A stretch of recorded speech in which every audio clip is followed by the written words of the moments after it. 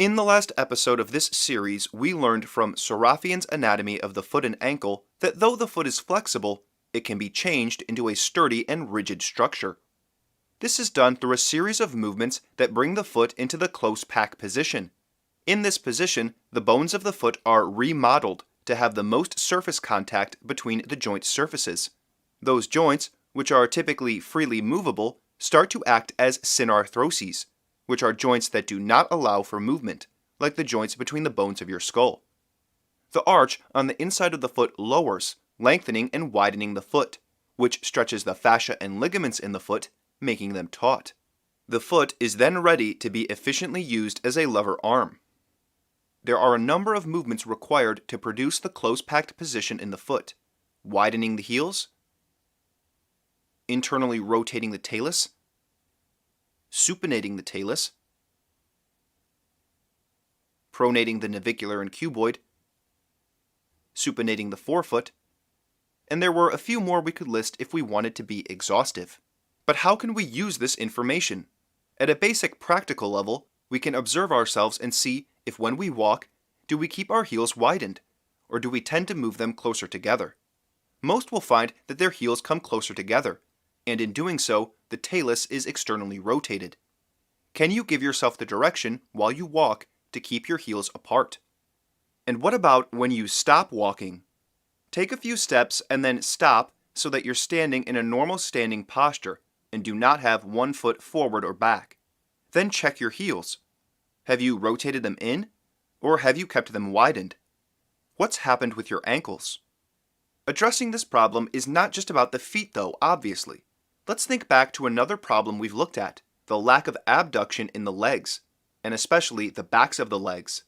If the backs of your legs come in towards the center of your body, you are going to end up narrowing your heels. So try giving yourself the direction to abduct the insides of the thighs, which means pushing the insides of the thighs apart. In order to make sure we're abducting the backs of the thighs, you want to push the back of the thigh outwards more quickly than the front of the thigh. This will rotate the femur. We can also zoom in on these two movements of the talus, the internal rotation along with supination.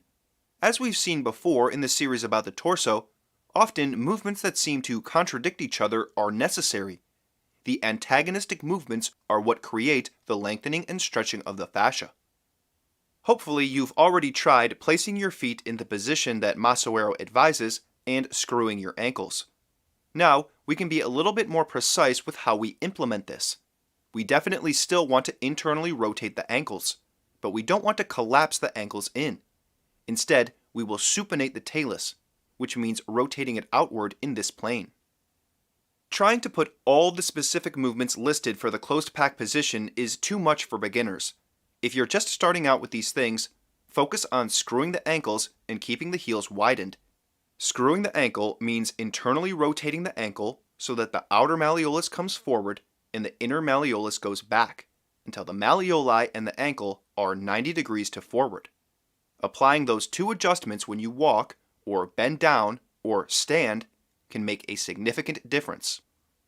But for those who have some experience, this list of movements for the close pack position of the foot is really a great resource for refining the adjustment of the feet.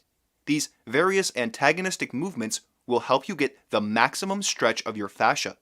It can be a surprise how rigid and springy the feet can become when they are properly organized. We've learned about how we can increase the bone-on-bone contact of the joint surfaces for the foot and ankle. Serafian's focus was just on the foot and ankle. But now let's consider the knee, as there is no reason for us to stop at the ankle. What kind of adjustments to the knee will get us more surface contact between the bones of the joint? We can also begin to think about bending the knees, and thereby bending the legs. What does it mean to bend at your knees? Because if you think about it, when you're standing, you can't just bend the knee joint. You will also end up bending at your ankle joint, or your hip joint, or at all three joints. Do the differences between these ways of bending the knee matter? Experiment with them a little and see what you find. Then join me next episode and we'll look at bending our knees in a rational way.